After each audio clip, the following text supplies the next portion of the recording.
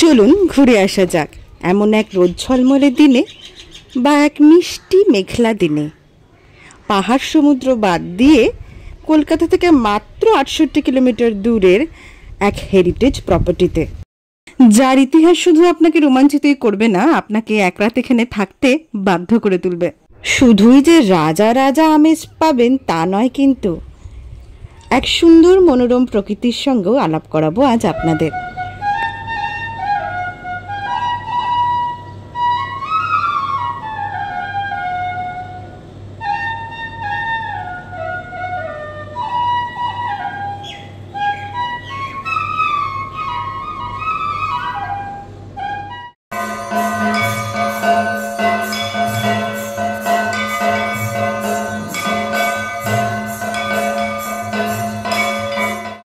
কারুকার্যমণ্ডিত পালঙ্কে শুয়ে সকালবেলায় এমন মনোমুগ্ধকর বাঁশির আওয়াজে যদি ঘুম ভাঙে, আর সন্ধ্যাবেলায় এক অসাধারণ সন্ধ্যা আরতি যদি দেখার সুযোগ হয়, তাহলে কেমন লাগবে? দারুণ, তাই তো? চলুন আজ আপনাদের চেনাবো বর্গিডাঙ্গাকে। এই হলো সেই বর্গিডাঙ্গার বিশাল রাজপ্রাসাদ। বাহির মহল পেরিয়ে এবার আমরা ঢুকছি দেবমহলের দিকে, অর্থাৎ যেখানে এই পরিবারের কুলদেবতা শ্রীধরজিউ প্রতিষ্ঠিত। এই মহলটি ৫ মহলা এবং এখানে ৩টি প্রধান অংশ আছে। একটি বাহির মহল, একটি দেবমহল, এই যে চলে এলাম সামনে দেখতে পাচ্ছেন দেবমহল, এবং এরই পাশে রয়েছে অন্দরমহল। খোকা ঘুমালো পাড়া জোড়ালো, বর্গি এলো দেশে, বুলবুলিতে ধান খেয়েছে, খাজনা দেব কিসে। এই ছড়াটা সবার পরিচিত। এই ছড়াটা হয়তো আমরা বাচ্চাদের ঘুম পাড়ানিয়া গান হিসেবে ব্যবহার করে থাকি, কিন্তু এই ছড়াটা কিন্তু তখনকার সমাজ ব্যবস্থার একটি করুণ দৃশ্যই তুলে ধরে।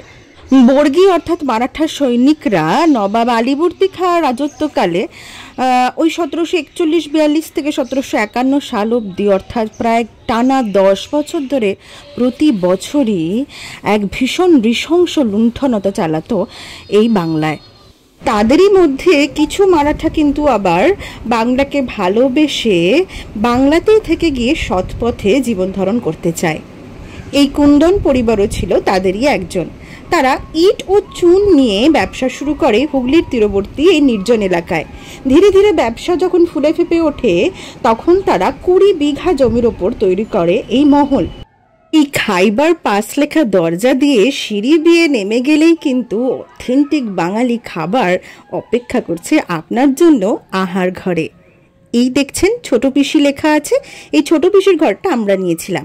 ঘরের বাইরেই এই সুন্দর অ্যান্টিক একটা ফায়ার প্লেস আর আয়না রয়েছে, আর দেখতেই পাচ্ছেন ঘরের বাইরের বারান্দাটা কত সুন্দর। পাশেই রয়েছে বড় পিসির ঘর, ঠাকুমার ঘর। এই ঘরগুলোর নাম শুনলে নিশ্চয়ই একটু অবাক হচ্ছেন। হ্যাঁ, অবাক হওয়ারই মতো।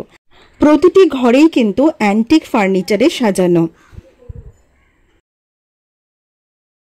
এই সিঁড়ি দিয়ে নামার পথে নিজের সৌন্দর্য আরেকবার এই সুন্দর আয়নায় পরখ করে নিয়ে যেমন আপনি মুগ্ধ হবেন, তেমনি নেমে গিয়ে অসাধারণ সুন্দর সব বাঙালি পদের স্বাদ গ্রহণ করেও একই রকমভাবে মুগ্ধ হবেন। এই হচ্ছে আহারের ঘর। এখানে প্রতিটা টেবিলে যে ঘরে আপনি থাকছেন সেই ঘরের নেমপ্লেট দেওয়া থাকবে। এই থালিটা হচ্ছে ৬৫০ থালি। এছাড়াও আমরা কিছু অ্যাড অন নিয়েছিলাম, সেই অ্যাড অনগুলো আপনাদের দেখিয়ে দিলাম। আমরা নিয়েছিলাম পাবদা এবং চিংড়ি, সেগুলো আলাদা করে আমাদের পে করতে হয়েছিল। আর এই যে থালিটা দেখছেন, এই থালিটার সঙ্গে পরের দিন সকালে ব্রেকফাস্ট নিয়ে একটা প্যাকেজ আছে, সেটা হচ্ছে ৬৫০। ছোট পিসির ঘরে কিন্তু আদতেই তৎকালীন জমিদারের ছোট পিসি থাকতেন, এবং বাকি ঘরগুলোতেও তাই। তাদের আত্মীয়রা যে ঘরে যে থাকতেন সেই অনুযায়ী সেই ঘরগুলোর নামকরণ হয়েছে। বেশিরভাগ অন্দরমহলের ঘরগুলোতে যেহেতু মেয়েরা থাকতেন, তাই মেয়েদের নামই অন্দরমহলের ঘরগুলো। এবং দেখতেই পাচ্ছেন অন্দরমহলটা কতটা সুন্দর সাজানো। এটা হচ্ছে ছাদ বারান্দা, এই অন্দরমহলের কিন্তু অংশ। আচ্ছা, এরপর বলি বাহির মহলেও কিন্তু কিছু ঘর রয়েছে যেগুলো গেস্টদের দেওয়া হয়। সেগুলো প্রত্যেকটাই পিসে মশাই, জ্যাঠামশাই, বড়দা এইভাবে ছেলেদের নামে।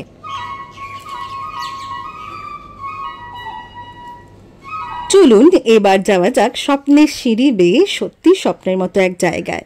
এটা হলো ছাদ, যেটা কিনা আমাদের বিকালবেলায় গাইডের সঙ্গেই যাওয়ার মানে অনুমতি থাকে। বাকি সময় কিন্তু যারা গেস্ট তারা কিন্তু ছাদে যেতে পারে না। বিশাল বড় ছাদ, একটার সঙ্গে একটা কানেক্টেড, অসাধারণ সুন্দর লাগবে।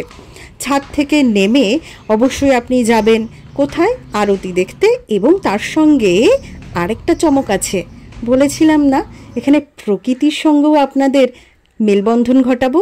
একদমই তাই। এই রাজবাড়ির পেছন দিকে রয়েছে বিশাল এক পুকুর এবং তার পুকুরের পাশে রয়েছে সুন্দর এক বাগান।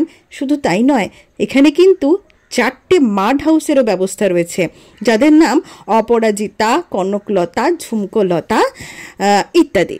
আর এই মাড হাউসগুলোর ট্যারিফ শুরু হচ্ছে 3,300 প্লাস 12% জিএসটি।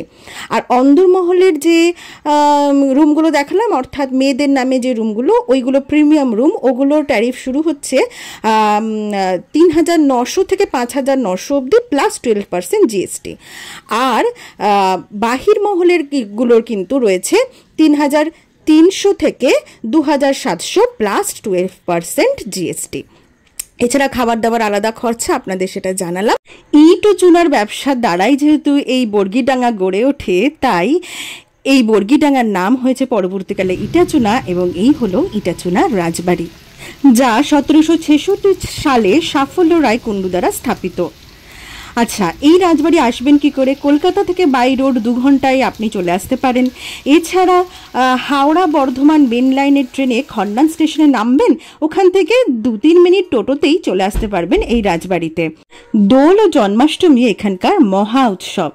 চলুন আজ আসি, আবার দেখা হবে অন্য কোথাও। ভালো থাকবেন সবাই।